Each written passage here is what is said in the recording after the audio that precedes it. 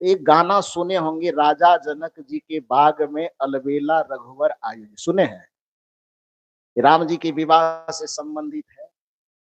तो पहली मुलाकात जो श्री राम और सीता जी की होती है वो फुलवारी में होती है। क्यों होती है? इसके पीछे वजह है कि चूंकि सुबह में 10 बजे के बाद स्वयंवर होने वाला है, तो सीता जी की माता कहती है कि सीता, उस सामने जो बगीचे में फुलवारी में मंदिर है शिव जी का और पार्वती जी का, तो जाओ वहां कुछ पूजा वूजा कर लेना, कुछ निवेदन करके वरदान वगैरह मांग लेना कि मेरा वैवाहिक जीवन ठीक ठाक चले, जो पति के रूप में मिले वो थोड़ा हमको मानने दानने वाला हो। तो इस तरह से जाकर के प्रार्थना करने के लिए उसकी मां कहती है।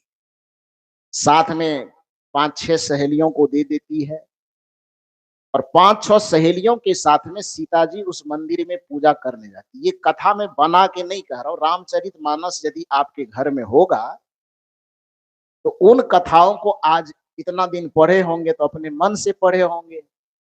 आज आप यहाँ से प्रवचन सुन के जाना तो एक बार मेरी नजरिए से उसको पढ़ के देखना, जो मैं कह रहा हूं उसको बढ़िया से सुनिए।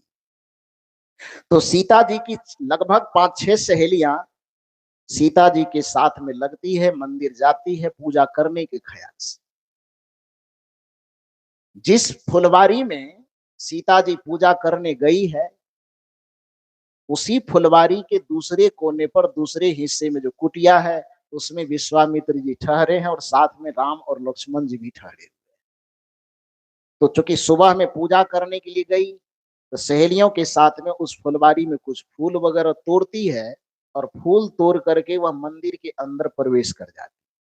सहेलियां चूंकि पूजा करने गई नहीं थी तो केवल साथ में गई थी ना, तो सहेलियां उस मंदिर के दरवाजे के बाहर खड़ी हो जाती है, कुछ दाएं कुछ बाएं, और सीता जी मंदिर के अंदर प्रवेश कर गई। तब तक दूसरी घटना क्या घटती है कि इधर सुबह होने पर विश्वामित्र जी जगते हैं, तो शिष्य रूप में राम जी और लक्ष्मण जी जो गए हैं तो उनसे भी कहते हैं कि बेटा सूर्योदय हुआ है, पूजा पाठ करने का समय है, स्नान वगैरह हम लोग सब लोग कर ही लिए हैं, तो जाओ कुछ फूल तोड़ करके ले आओ ताकि हम भी कुछ पूजा पाठ करें। तो राम जी और लक्ष्मण जी दोनों मिल करके उसी फुलवारी में जिसमें अभी अभी सीता जी फूल तोड़ करके पूजा करने गई है, उसी फुलवारी में जाकर के राम जी और लक्ष्मण जी फूल तोड़ते हैं। सीता जी तो मंदिर के अंदर है, मंदिर के बाहर में कौन खड़ी है? सीता जी की सहेलियां। अब राम जी और लक्ष्मण जी उसी फुलवारी में फूल तोड़ने के लिए पहुंचे हैं, तो सबसे पहले राम जी के ऊपर में किनकी नजर पड़ेगी? थोड़ा जोर से बोलिए। सहेलियों की नजर पड़ी। और जैसे ही सहेलियों की नजर पड़ी तो सहेलियां तो एकदम मनमगन हो गया, खुशी से झूमने लगी, क्योंकि राम जी को रामचरितमानस में जो भगवान का दर्जा प्राप्त, तो रामचरितमानस कथा के अनुसार सहेलियों को भगवान का प्रथम दर्शन होता है, खुशी से झूमने लगी। नीति यह कहती है, जो जाने सोई दे जनाई, जानत तुम ही हो जाई। कि जो जानता है, अपने करीब के लोगों को जनाने की वह कोशिश करता है। बिना जनाए आदमी रह नहीं सकता है। भीतर की ऊर्जा, भीतर की एनर्जी, भीतर की सकारात्मकता जब व्यक्ति के अंतर्गत आती है, वो दुनिया को जनाना चाहता है। यही कारण होता है, मनोविज्ञान भी कहता है कि जब आदमी की अंतःकरण में सुख प्रकट होता है तो वह दुनिया को बांटना चाहता है, और जब आदमी के अंतःकरण में दुख की उत्पत्ति होती है तो वो सिमटना और छुपना चाहता है। मनोविज्ञान कहता है यही कारण है कि जब दो आदमी चुनाव लड़ रहा हो, कल्पना करो कि एक आदमी जीत गया, तो खुशी मिली ना, क्या करेगा वो खुशी मिलने वाला? जाके हृदय तान करके सो जाएगा। आए, बिहार में लोग ऐसे करता है। छत्तीसगढ़ का क्या मामला है? कोई चुनाव लड़ रहा है तो विजेता आदमी जो होगा क्या करेगा? वो घर में जाके छुप करके बैठ जाएगा। तब क्या करेगा? वो उत्साह मनाएगा खाली ऐसे। कि ढोल के साथ, आजकल ढोल से भी काम नहीं चलेगा, डीजे चाहिए, चाहिए ना, बम चाहिए फोड़ने के लिए, ताकि दुनिया जाने कि कुछ मिला है। तो जब सुख की अनुभूति होती है तो मनोविज्ञान कहता है कि सुख के समय में हमारा चित्त संकुचित नहीं होता है, चित्त फैलता है और फैल करके दुनिया को बताना चाहता है कि हमने कुछ पाया है। और जब हमारा चित्त दुखी होता है तो उस समय किनसे किनसे लोग मिलना चाहता है, मिलना किसी से नहीं चाहता, बल्कि सबसे छुप करके जाता है, घर में चादर तान के सो जाता है। अंदर की लाइट भी देखना उसे पसंद नहीं होता, रोशनी को भी बंद कर देता है। अब बाहर वाले से कह देता है कि 5-7 दिन के लिए कोई आदमी आवे मिलने, तो कहिए घर में नहीं है। कहता है कि नहीं कहता है? ये साइकोलॉजिकल इफेक्ट है, मनोवैज्ञानिक तथ्य है कि कोई भी व्यक्ति सुख के समय में फैलना चाहता है और दुख के समय में उसका चित्त सिकुड़ना चाहता है। सुख के समय में दुनिया को दिखाना चाहता है और दुख के समय में आदमी सिमट करके अकेला होना चाहता है। यही कारण है कि सीता की सहेलियों को राम जी मिल गए हैं, तो वो छुपाना चाहेगी कि फैलाना चाहेगी? गोस्वामी जी कहते हैं, जो जाने सोई देई जनाई, जानत तुम ही होई जाई।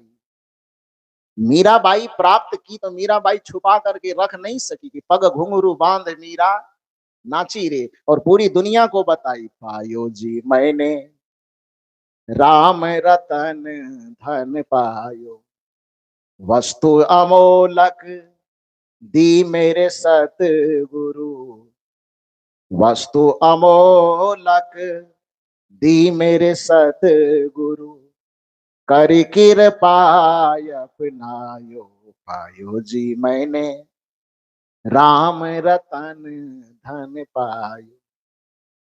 चाहे वह मीरा पावे कि दुनिया का कोई भी पावे, कबीर पाएंगे वो भी दुनिया को बताएंगे, सूर पाए तुलसी पाए वह भी दुनिया को बताएंगे, मीरा पाए सबरी पाए वह भी दुनिया को झूम झूम करके बताए। यही कारण है कि जो बुद्ध अपने संसार के सारे ऐश्वर्य को ठुकरा करके जंगल की ओर निकला था कि मुझे इस दुनिया से कुछ लेना देना नहीं, जंगल में एकांत होकर के मैं जीवन जीऊंगा। लेकिन जंगल के एकांत में जब भीतर में उस बुद्धत्व की प्राप्ति की तो फिर जंगल में ही रह गए क्या? कहाँ आए लौट करके? जिस संसार से निकले थे दोबारा उसी संसार में लौट करके आए। और इस बार आए तो क्यों आए? जो जंगल में अकेले रह करके जाने थे, उस बात को दुनिया को बताने के लिए आए, जनाने के लिए आए। और ऐसा जनाए कि आज भारत के बाहर भारत की पहचान केवल बुद्ध को लेकर के है ना? दुनिया के किसी भी कोने में आपके देश के राष्ट्रपति प्रधानमंत्री कोई भी जाते हैं तो बड़े गर्व के साथ कहते हैं मैं बुद्ध के देश से आया हूं। वो बुद्ध के जनाने के कारण। तो नियम यही कहता है कि जब कुछ हम प्राप्त करते हैं भीतर में तो उसको छुपा करके नहीं रख सकते, उसे सामने वाले को हम बताते हैं। रामचरितमानस की कथा यह कहती है कि सीता जी की सहेलियां जान गई कि राम जी बगीचे में आ गए, फुलवारी में आ गए। अब यहां से थोड़ा सगुण दर्शन और निर्गुण दर्शन को समझिएगा, भक्ति और प्रेम के मामले को थोड़ा सा समझने की कोशिश कीजिएगा। जैसे ही सीता की सहेलियां राम जी को देखती है उसके मन में बड़ी कुलबुलाहट हुई। अब क्या किया जाए, हम तो देख ली, सीता जी है कहां पर? मंदिर के अंदर में। क्या कर रही है? ताश खेल रही है, तब डफली बजा रही है, क्या कर रही है? पूजा कर रही है। सहेलियों के मन में हुआ कि सीता जी पूजा कर रही है, मैं तो राम जी को देख लिया।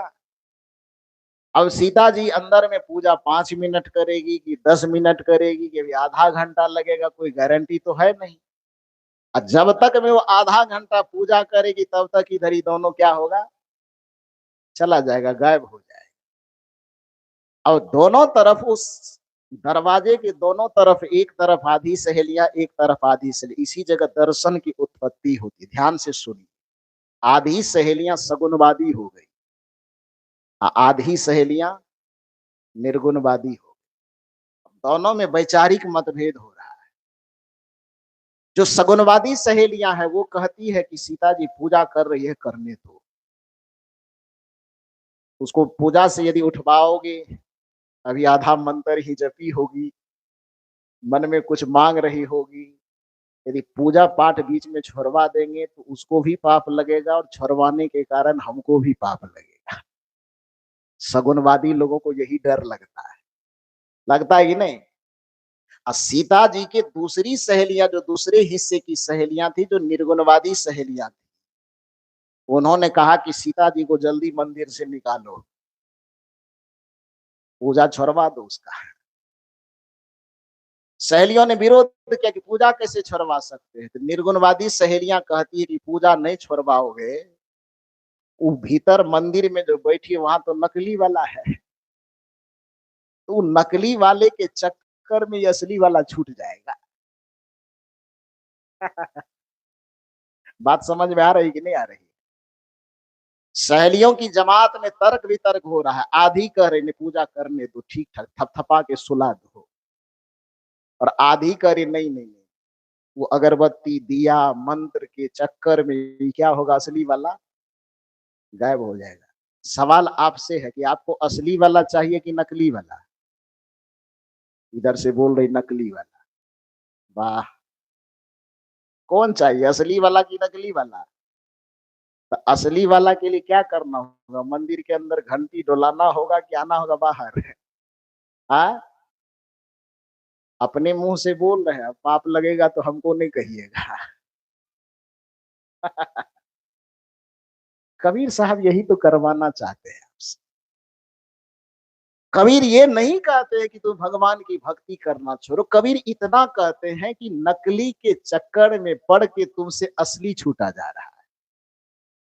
सीता की सहेलियों में आपस में मतभेद होता है। एक आधी हिस्से वाले कहती है पूजा छोड़वाना पाप है, मंदिर से बाहर निकलवाना पाप है, ये दिया, ये अगरबत्ती, ये पान प्रसाद जो इतना मेहनत से लाए हैं उसको अधूरे में छोड़ देंगे तो ये अपराध हो जाएगा, ये नास्तिकता की गिनती में आएगी।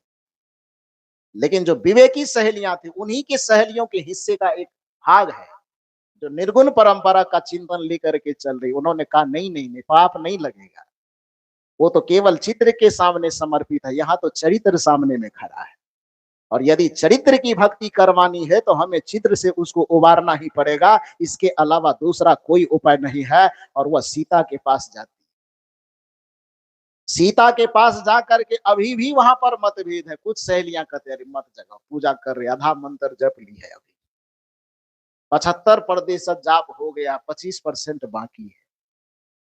दूसरे पक्ष की सहेलियां कहती तुम्हारा दिमाग खराब है, वो 25% के चक्कर में भगवान चले जाएंगे यहाँ से। तब क्या करना होगा, तो डांट के डपट के वो जो निर्गुण विचारधारा वाली सहेलियां है, उस सीता को जगाने की कोशिश करते। सीता भी बेचारी जगना नहीं चाह रही, उस सीता को जगाना चाहती है तो कंधे पर हाथ रखती है, सीता जगो, सीता मुंह दाएं तरफ करके मंत्र ही जप रही है। भीतर में आता होगा गुस्सा कि उठेंगे तो नाक तोड़ देंगे, लेकिन सहेली होने का थोड़ा सा मिलना चाहिए ना। सहेली हो, दोस्त हो, सखी हो, सहेली हो, तो फिर एक दूसरे से नोक झोंक ना हो, फिर दोस्ती कौन चीज का है। तब तो ये नोक झोंक करने की आजादी होती है दोस्तों में और सहेलियों में। तो इतना तो कॉन्फिडेंस है कि क्या करेगी, बहुत से बहुत दो चार मुक्का खींचेगी और तो ज्यादा कुछ नहीं कर सकती है। तो सीता जी को झकझोरती है, झकझोरने से नहीं मानती है तो थोड़ा बहुत कहीं चिकुटी भी काट लेती। सीता जी मन ही मन कहती है अच्छा अभी तो कुछ नहीं कहेंगे, मंत्र जप रहे हैं, उठने दो तब बताएंगे। लेकिन अंततः वह मानती नहीं है और झकझोर करके उसे उठा ही देती है।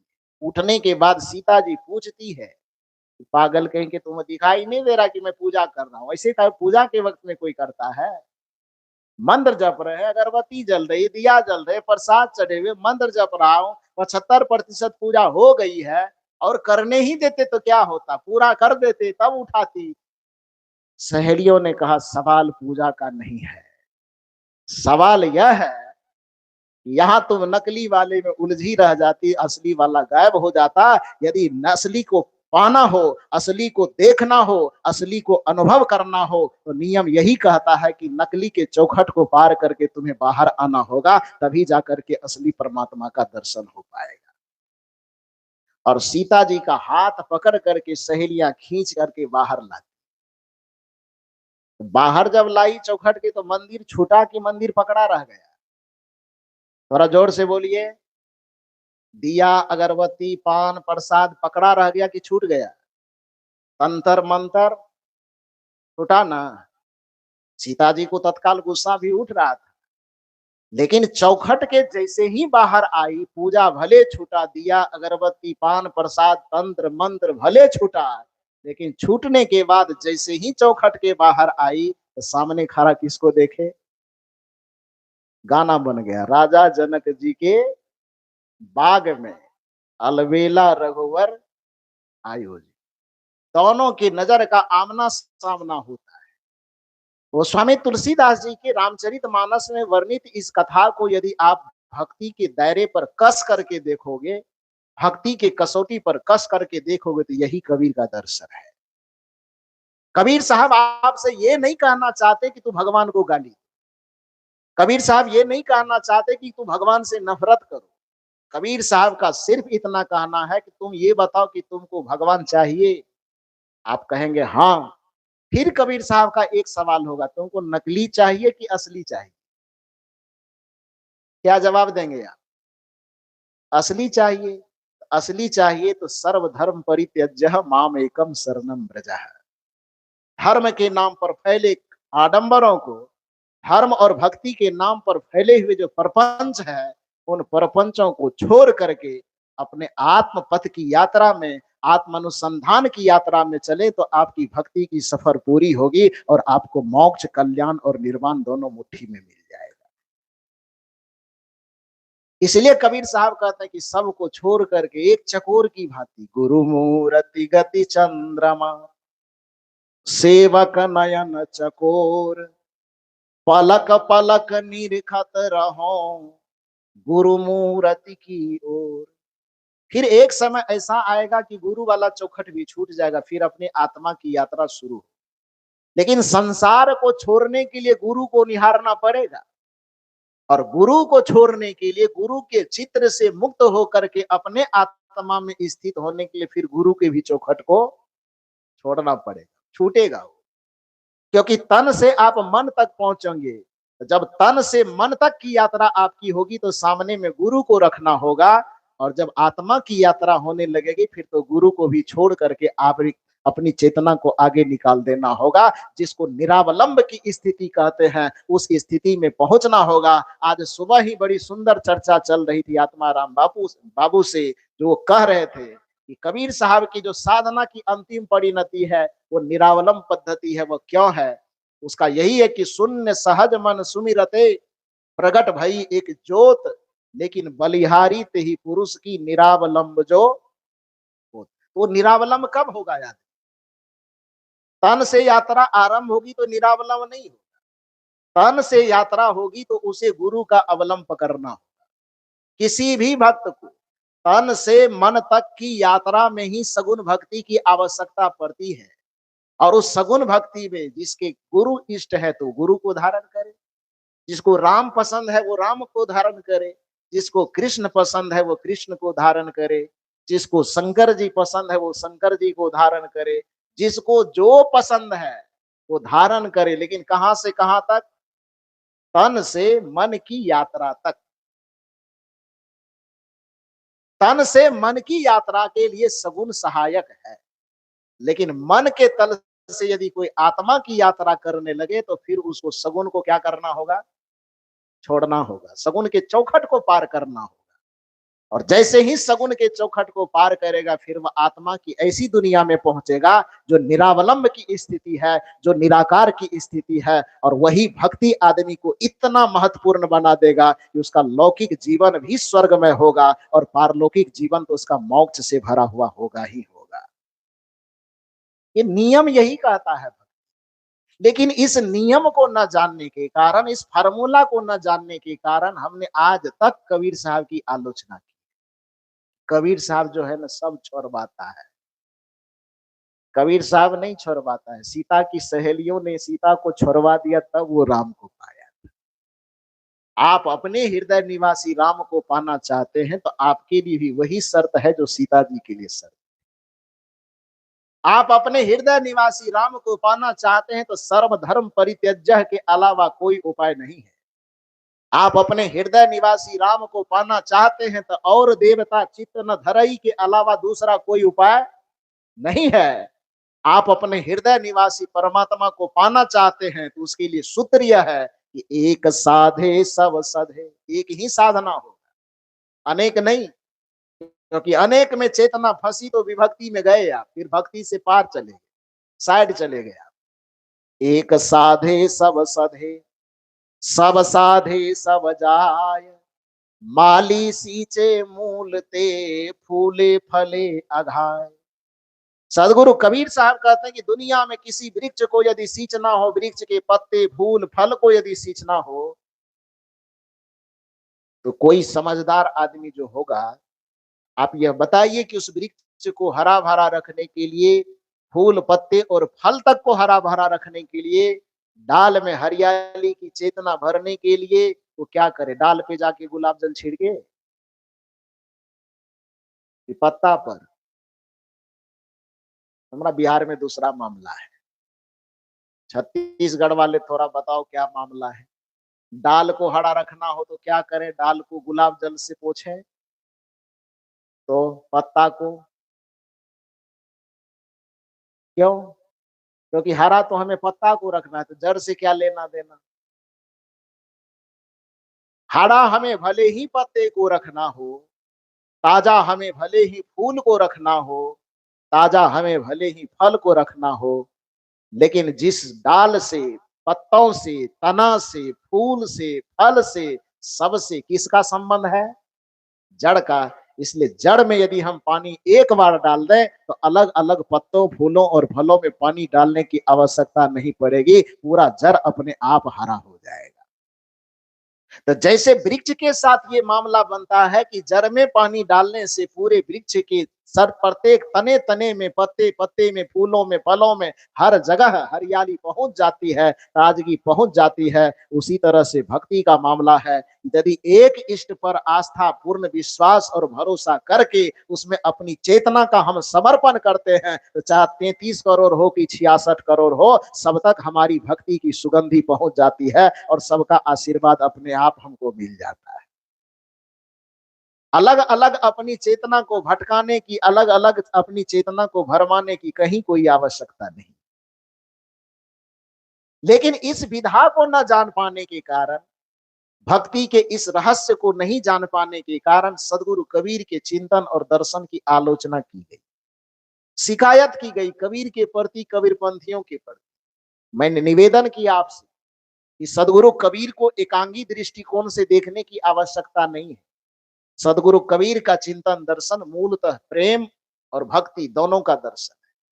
या यूं कहे तो सदगुरु कबीर के दर्शन को प्रेम और भक्ति में अलग अलग न बांटें आप, तो मूल रूप में यह कह लीजिए कि सदगुरु कबीर का दर्शन जीवन का दर्शन है, और जीवन की पूर्णता संतों के पास है, कबीर साहब के पास है। इसलिए कबीर साहब ने कहा, संतन के संग लाग रे तेरी अच्छी बनेगी, अच्छी बनेगी तेरी बिगड़ी बनेगी, अच्छी बनेगी तेरी बिगड़ी बनेगी, संतन के संग लाग रे तेरी अच्छी बनेगी।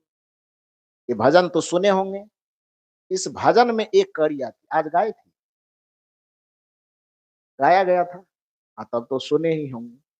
तो इस भजन की एक पंक्ति आती, संतन के संग पूर्ण कमाई, संतन के संग पूर्ण कमाई, होय तेरो बर भाग रे तेरी अच्छी बनेगी, संतन के संग लाग रे तेरी अच्छी बनेगी।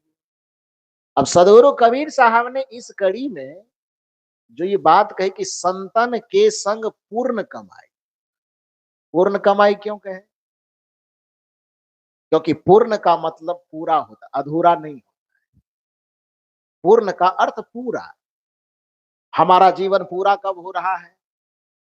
हमारा जीवन पूरा हो रहा है जब तीन चीज का समन्वय हो रहा है, तन का, मन का और आत्मा का।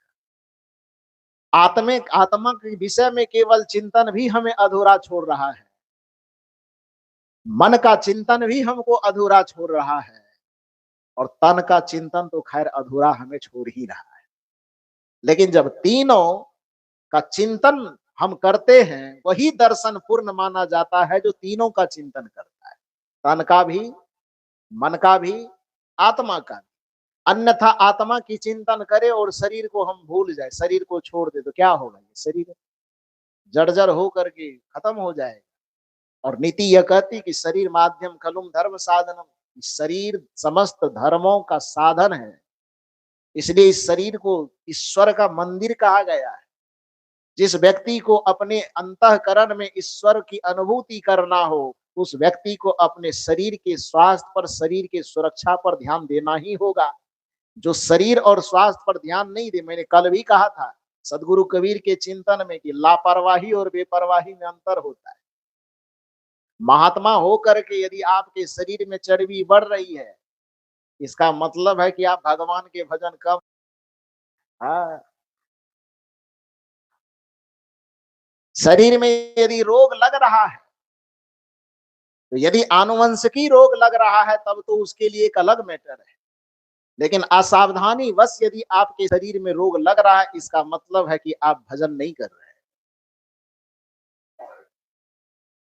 मैंने दो बात कही कि आनुवंशिकी रोग एक अलग होता है। वो रोग यदि लग रहा है प्रकृति से उत्पन्न विकारों के कारण, की वायु प्रदूषित है, जल प्रदूषित है, मिट्टी खाद पानी वाला खा रहे हैं, उसके कारण यदि रोग लग रहा है तो एक अलग मैटर है। क्षमा कीजिएगा, कोई बुरा मत मानिए।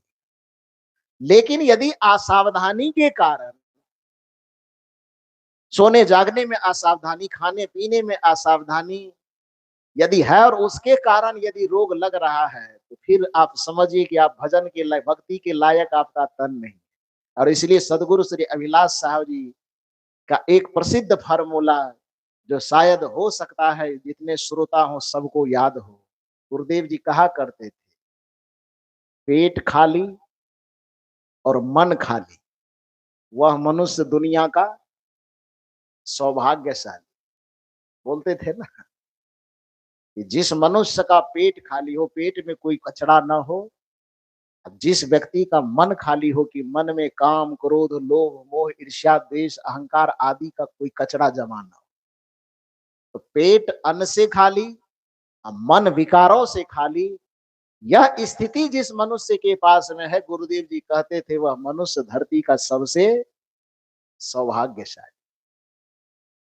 तो ये चूंकि तन का भी निरादर नहीं किया जा सकता, इसलिए तन की भी बात जो करता हो, मन का भी निरादर नहीं किया जा सकता, इसलिए मन की भी जो बात कर रहा हो, और अंततः आत्मा की भी अवहेलना नहीं की जाती, इसलिए आत्मा की जीव बात करता हो। जिस दर्शन में तीनों का समावेश हो, उसी को जीवन का वास्तविक दर्शन कहा जाता है, और यही कबीर साहब का दर्शन है, क्योंकि उसमें तीनों का चिंतन है।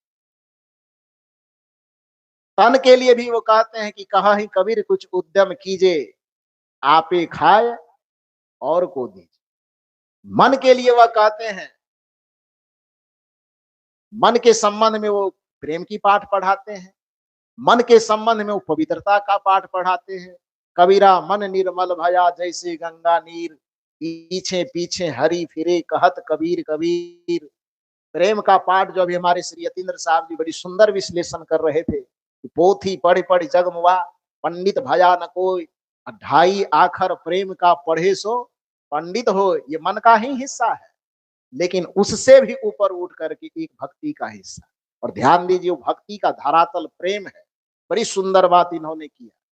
चाहे वह आप जिस भी स्तर से जीते हैं, परिवार में, क्योंकि 3 चीज के बीच में आपको जीना ही है, धरती का कोई भी, जब तक आपके पास जीवन है, यदि आप मुक्त भी हो गए हैं, मान लीजिए कि आप संसार में रहते रहते अपने आत्मा को समस्त बंधनों से मुक्त भी कर लिए हैं, उसके बावजूद भी यदि आपकी सांसें चल रही है, तो आपको तीन चीजों के बीच में जीना होगा। किन किन चीजों के बीच में? प्राणी के बीच में, पदार्थ के बीच में और परिस्थिति के बीच में जीना है कि नहीं जीना है? प्राणी, पदार्थ और परिस्थिति, इन तीनों के बीच में वही व्यक्ति सामंजस्य बना करके चल सकता है जिस व्यक्ति को प्रेम का पाठ पढ़ने के लिए आता है, जिस व्यक्ति को प्रेम से जीने के लिए आता है, वही प्राणी, पदार्थ और परिस्थिति के बीच से बड़ी सुगमता से निकल करके अपने जीवन की यात्रा को पूर्ण कर सकता है। सदगुरु कबीर साहब कहते हैं कि प्राणियों के साथ जीना है तो बिना प्रेम के अलावा कोई उपाय नहीं है। प्रेम से जियो तो आप प्राणियों के बीच में सुलझे हुए रहो, अन्यथा आप बाहर में किसी से रिश्तेदार है, पति है, पत्नी है, गुरु है, शिष्य है, बेटा बेटी, नाती पोता पोती कोई है, किसी उलझन में किसी बात में एक दूसरे से विवाद कर लो और विवाद करने के बाद तुरंत जाकर के परमात्मा का ध्यान करो, परमात्मा ख्याल आएगा। और यदि कोई कहता है कि परमात्मा ख्याल आ रहा है तो झूठ बोल रहा है, क्योंकि मन के सामने स्थिति एक नहीं हो सकती। मन के सामने जब भी स्थिति होगी, यदि बाहर आप जो करके आए हैं उसके वासना का संस्कार आपके मन मस्तिष्क में नाचते रहेगा। क्यों? क्योंकि कर्म छोड़ने के साथ तुरंत वासना नहीं छूटती। इसको दर्शन की भाषा में कहा जाता है, कुम्हार भाई चाक चलाता है, घड़ा बनाने वाला, दिया बनाने वाला चलाता है ना, तो चाक, चाक ही बोलते हैं इधर की दूसरा चीज, चाक ही बोलते हैं। तो चाक जब चलाते हैं उस पे घड़ा, दिया कुछ भी बनाने के लिए, तो वो उस चाक में एक लाठी दे करके उसको नचाते हैं, घुमाते हैं ना, घुमाते घुमाते खूब स्पीड करते हैं। और स्पीड करने के बाद जब बहुत ज्यादा तेजी से चाक घूमने लगती है तो उसमें से लाठी को निकल करके बगल में रख देता है और फिर उस पे जो काम करना, चूंकि चाक नाच रही काम करता है। दर्शन शास्त्र यह कहता है कि क्या चाक में से लाठी निकल गई तो चाक बंद हो गई? नहीं बंद हुई ना। लाठी निकल जाने के बावजूद भी 25 मिनट, आधा घंटा तो कम से कम वो चाक नाचेगी ही नाचेगी, इतनी स्पीड उसमें भरी। हमारे मन के साथ भी वही चीज जुड़ा हुआ है। किसी व्यक्ति को लगता है कि 1 मिनट में हम किसी को गाली दिए, अभी मुंह मेरा बंद है तो गाली वाला संस्कार बंद हो गया, तो नहीं होगा। मुंह बंद है लेकिन दिमाग में क्या हो रहा है? रिपीट हो रहा है, नाच रहा है। किसी को लगता है कि हमने किसी को मार दिया, मार देने के बाद अभी तुरंत हाथ पैर धो लिए, बस एकदम शांत हो गए। अरे आपका तन भले शांत हो गया है, मन अभी शांत नहीं हुआ है। आप कोई कर्म करके आए हैं, कर्म तो 1 मिनट में छोड़ा जा सकता है, लेकिन कर्म के वासना को बहुत देर तक नहीं छोड़ा जा सकता। इसलिए जो व्यक्ति अपने घर और परिवार में प्रेम की भूमिका नहीं बना सकता, वह व्यक्ति ध्यान की भूमिका को तैयार कर ही नहीं पाएगा। वह व्यक्ति भजन की भूमिका, ध्यान की भूमिका, साधना की भूमिका, भक्ति की भूमिका से बहुत दूर रहेगा। क्यों? क्योंकि यदि आप घर में तनाव रखते हैं तो उस तनाव की स्थिति में आपका तन तो कुछ देर रहेगा तनाव की स्थिति में, लेकिन मन जो रहेगा वो बहुत देर तक तनाव की स्थिति में रहेगा। और तना हुआ मन कभी ध्यान नहीं कर सकता, तना हुआ मन न तो कभी भक्ति कर सकता है, तना हुआ मन के अंदर प्रेम का प्रस्फुटन तो हो ही नहीं सकता है। इसलिए पति पत्नी के बीच में, भाई भाई के बीच में, पिता पुत्र के बीच में, यानी जिन रिश्तेदारों के बीच में रिश्ता हो अथवा ना हो, जिन प्राणियों के बीच में हम जी रहे हैं, उन प्राणियों से हमारे हृदय का लगाव बड़ी सद्भावना पूर्वक होना चाहिए। मृदुबानी सुंदर बर्ताव सभी गुणों की खान है, प्रेम की गंगा बहे जहां पर वह घर स्वर्ग समान है। तो प्रेम की गंगा को बहाई, और प्रेम की गंगा धीरे धीरे बहते बहते अपने पति पत्नी, भाई भाई, पिता पुत्र, परिवार, रिश्तेदार से आगे बढ़ते बढ़ते समाज और देश की सीमा तक, देश की सीमा से राष्ट्र, अंतर्राष्ट्रीय सीमा तक आपकी प्रेम की भावना पहुंचे। और ऐसी प्रेम, ऐसा प्रेम का विस्तार हो कि पूरा वसुधा ही आपको कुटुंब के जैसा लगने लगे। यही भारतीय अध्यात्म की सबसे उन्नत संस्कृति है। अयम निजः परो वेति गणनांग तु लघु चेतसाम उदार चरितानंद तु वसुधैव तु कुटुंबकम। जब आपके चित्त में इतनी विशालता आएगी कि पूरी पृथ्वी के प्राणियों के लिए प्रेम का प्रस्फुटन होगा, तभी आपके हृदय से निकल पाएगा सर्वे भवन्तु सुखिनः। नहीं तो लगेगा कि पड़ोसी सुखी ना नहीं होना चाहिए, तो सर्वे भवन्तु कैसे सुखी। हाँ, यदि चित्त संकुचित रहा, प्रेम का प्रसार नहीं हुआ, तो सर्वे भवन्तु तो दूर की बात हो गई। देवरानी जेठानी सुखी भवन्तु न चाहती। सास नहीं कभी चाहेगी कि बहू सुखी भवन्तु, या बहू नहीं चाहेगी कि सास कभी सुखी भवन्तु। चाहेगी जब हमारे हृदय इतने संकुचित हो कि जिसके साथ हम जी रहे हैं ननद भाभी सुखी भवन्तु या भाभी ननद सुखी भवन्तु की कामना नहीं करे, ये सर्वे भवन्तु कहां से आएगा। सर्वे भवन्तु सुखिना के लिए पहले शुरुआत अपने घरों से, अपने परिवार से, बच्चों से, मित्रों से, संगी साथियों से भावना को विस्तार देना पड़े, तब हम पहुंचेंगे कहां तक। सर्वे भवन्तु सुखिनः सर्वे सन्तु निरामया सर्वे भद्राणि पश्यन्तु मां कश्चित् दुख भाग भवेत्।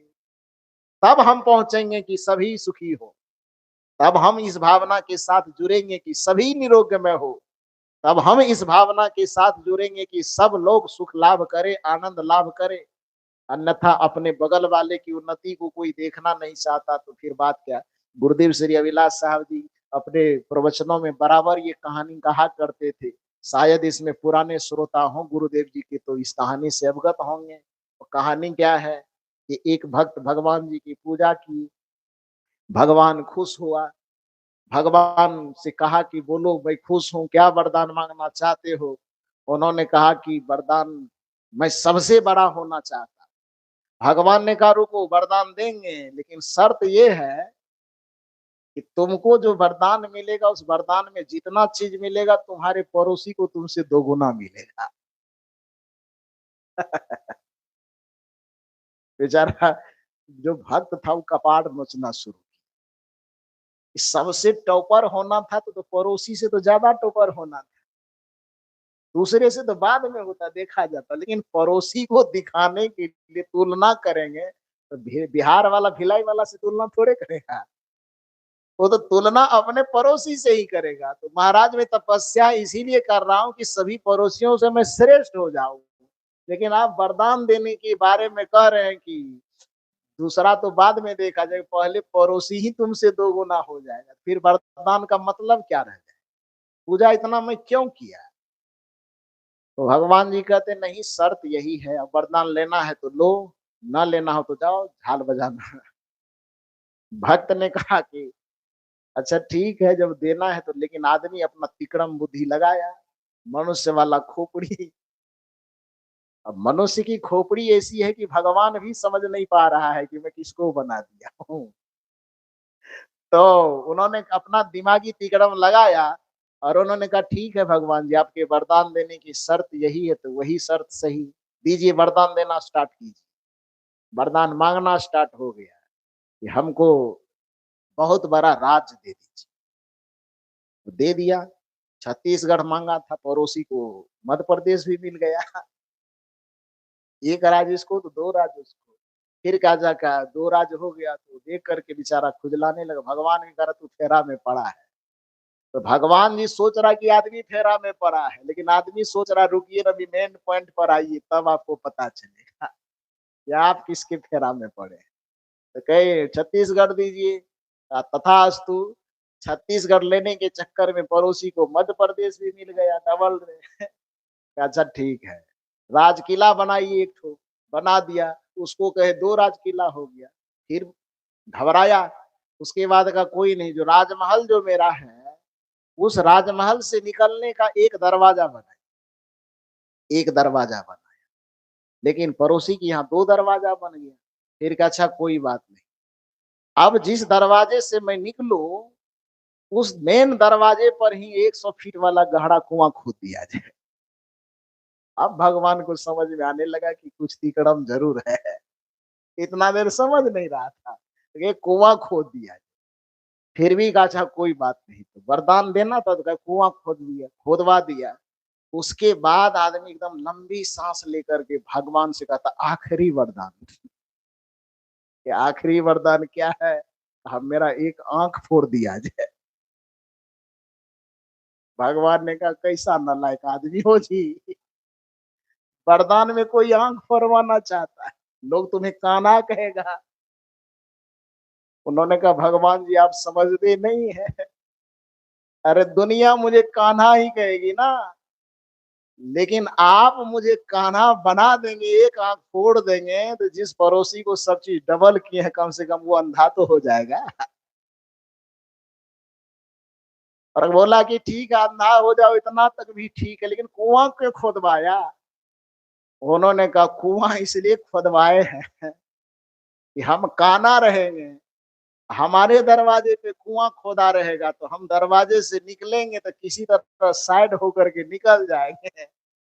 अब पड़ोसी दोनों आंख से लाचार रहेगा, वो निकलना चाहेगा दिखाई देगा नहीं, कुआं में जाकर के गिर जाएगा। भगवान के कैसा नालायक हो तुम जी,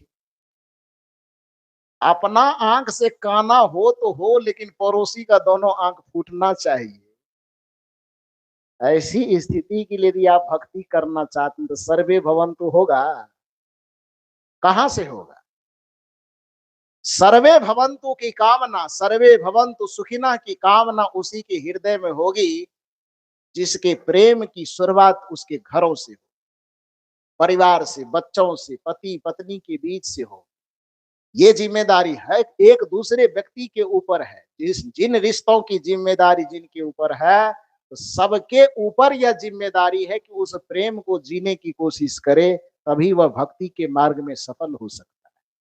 लेकिन दुर्भाग्य है कि ऐसा हो नहीं पाता। खास करके आजकल जो आम जिंदगी में पति और पत्नी का रिश्ता प्रेम पूर्ण रिश्ता माना जाता था, अब उसमें भी थोड़ा थोड़ा खरोंच लगना शुरू हो गया।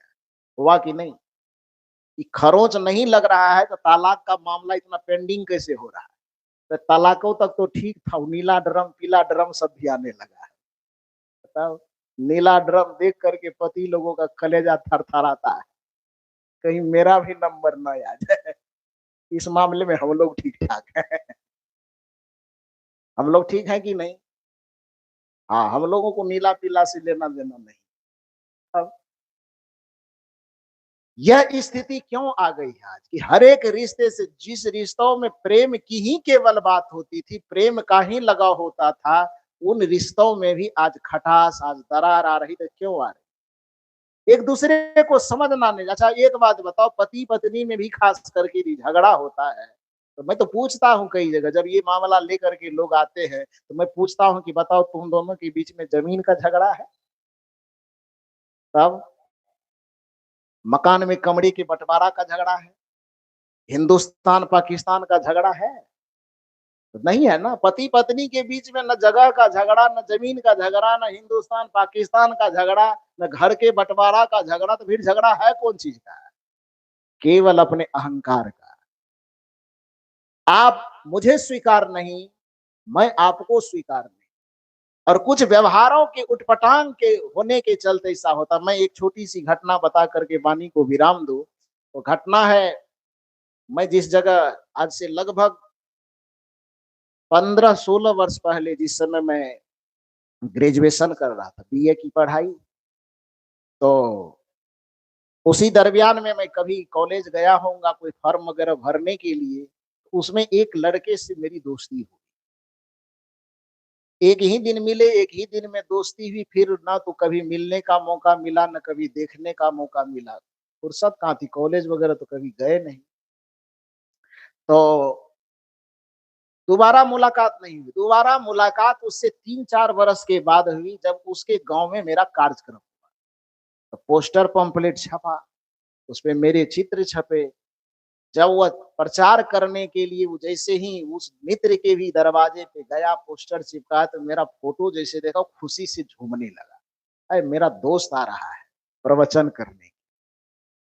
तो मैं गया वहां पर, उसके गांव में बैठा, एक सत्र प्रोग्राम करके कमरे में बैठा था, वो खुशी से एकदम झूमते झूमते आया।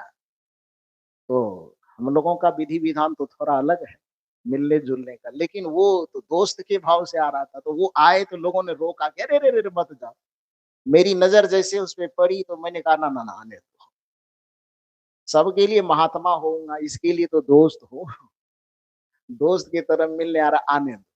तो आया। आने के बाद बैठे बैठे बेचारे खुशी से रोने लगे कि हम लोग कहाँ हैं, आप देखिए कहाँ हैं।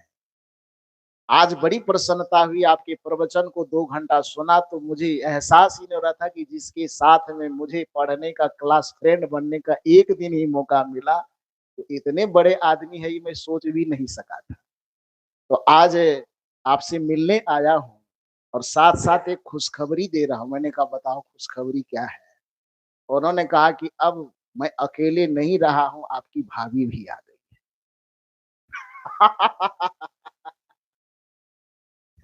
मैंने कहा ये खुशखबरी कब से हो गई, ये तो तुमको पता चलेगा बाद में। जब से हुई है शादी, आगे आप लोग बोलो। हाँ, ये आप लोगों से ज्यादा ये लोग गुनगुनाता होगा। सामने में न भी गुनगुनावे तो कभी अकेले में जरूर गुनगुनाता हो। मैंने उस साथी से कहा ये खुशखबरी क्या सुना रहे हो यार, तुमको पता चलेगा बाद में। तो हंसी मजाक किया। तो उसके बाद फिर उसको उन्होंने कहा कि आप इतना नजदीक आए हैं, मेरे यहाँ थोड़ा सा भ्रमण करने के लिए चलिए। तो मैंने कहा ठीक है चलूंगा। तो मैं गया, पहली बार मैं उनके यहाँ गया था, साथ ही लेकर के गया। तो एकाएक मुझे आंगन नहीं ले गया। पहले जाता तो शायद उसकी माँ वगैरह रहती तो जल्दी लेके चला जाता, कि घर में नई नवेली दुल्हन आई थी, जिसके कारण ले गए और मुझे कहा कि दरवाजे पर बैठी। लेकिन बेचारे से गलती हो गई थोड़ा सा, तो दरवाजे पर बैठाया तो जरूर, लेकिन मुझे खिड़की के सामने बैठा दिया। एक बात ध्यान रखना, आप लोग भी अपने यहाँ ले जाना तो खिड़की के पास मत बैठाना। नहीं तो नाम तो नहीं लूंगा, लेकिन आप लोगों का भी पोल खोलूंगा। मेरा दोस्त, यदि तू सुन रहा है यूट्यूब से तो क्षमा करना। तो ये न लगे कि छत्तीसगढ़ जाके मेरा पोल खोल रहा है। नाम नहीं लूंगा, चिंता मत करो। तो ले गया, खिड़की के पास बैठाया और वो अंदर गया। अंदर जाकर के अपने पत्नी से कहता है वो कि मेरा मित्र है, महात्मा भी है। बड़ा प्रेम से बुला करके, लाइन को बुलाना बहुत कठिन है, मित्रता के कारण ये आ गया है। थोड़ा सा बढ़िया से कुछ फल वगैरह, नाश्ता वगैरह, जलपान वगैरह लगा, फिर मित्र को आंगन बुलाते हैं, तुमसे भी कुछ बातचीत करेंगे। तो वो आपस में, हमको सुना के नहीं कह रहे हैं, वो आपस में कमरे के अंदर बातचीत कर रहे हैं। लेकिन दुर्भाग्य था कि मैं खिड़की के पास बैठा था। तो धीरे धीरे भी जो बात कर रहे थे मेरे कान तक बात आ रही थी। तो बातचीत करने बेचारा एक बार कहे, 2 बार कहा, चूंकि दरवाजे पे मैं बैठा हूं तो जोर से भी कुछ बातचीत नहीं कर सकता है, लाचारी है उसकी। तो कह रहे हैं, अब पत्नी बेचारी वो करे, वो नई नवेली दुल्हन, बीए पास लड़की, वो क्या कर रही, तो मोबाइल देख रही। मोबाइल में कोई शायद सीरियल देख रही हो या सिनेमा देख रही हो। तो वो सीरियल और सिनेमा में इतनी मगन थी वो, कि अपने पति से कहते, दोस्त तुम्हारा है कि हमारा।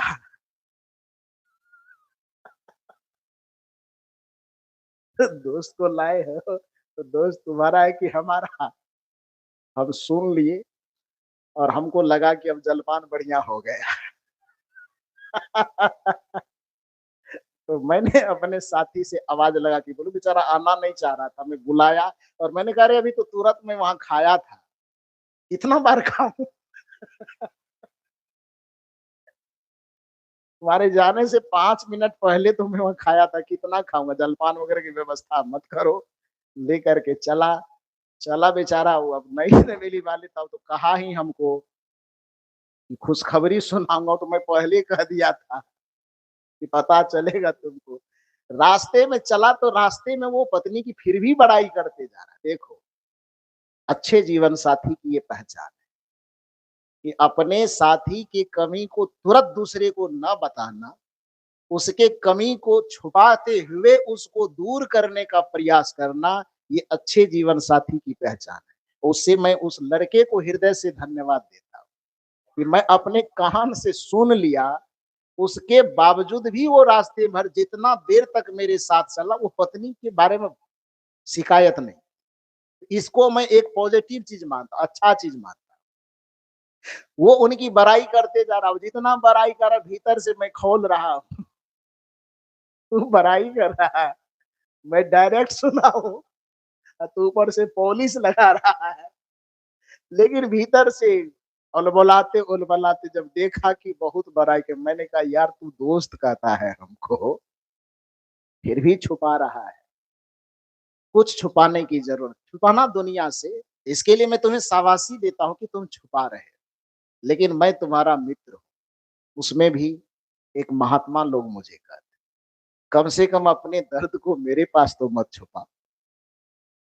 और जब मैं उनसे बातचीत बढ़िया से खुल करके किया, तो फिर तब वो अपनी राम कहानी सुनाया मुझे।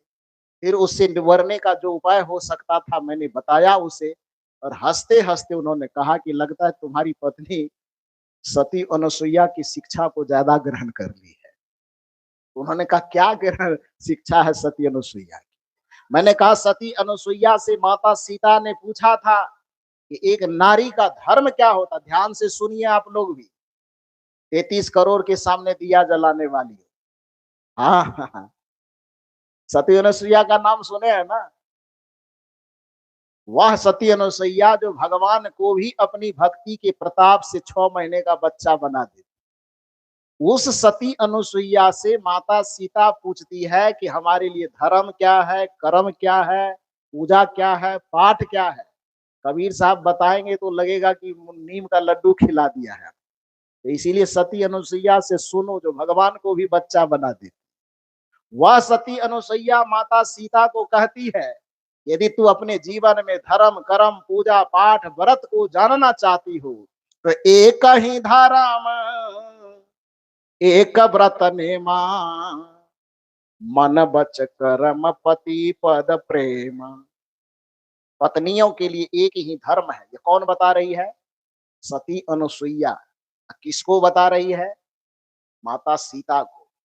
एक ही धर्म एक व्रत नेमा, मन बच कर्म पति पद प्रेम। मन से वचन से कर्म से पति के विचारों में अपने विचारों का सामंजस्य करके चले, उनके विचारों को अपने जीवन में धारण करने की कोशिश करे, उनके विचारों के ऊपर अपने विचार को थोपने की कोशिश न करे। ऐसे पत्नी को भारतीय संस्कृति में, सनातन संस्कृति में मर्यादित पत्नी और उत्तम पत्नी का दर्जा प्राप्त है। और पति लोगों को भी ध्यान देना चाहिए कि पत्नी यदि विचारों का अनुकरण करे तो आप भी अपने जूते के नीचे उसको रगड़ते मत रहिएगा। आपके विचारों का अनुकरण वो करे तो आपको भी उनके विचारों का अनुकरण करना चाहिए। पत्नी यदि आपको पति देवता समझ करके सुबह शाम प्रणाम करे, तो कभी कभी मौका लगे तो पत्नी को देवी समझ करके आप भी प्रणाम कर लिया। हाँ,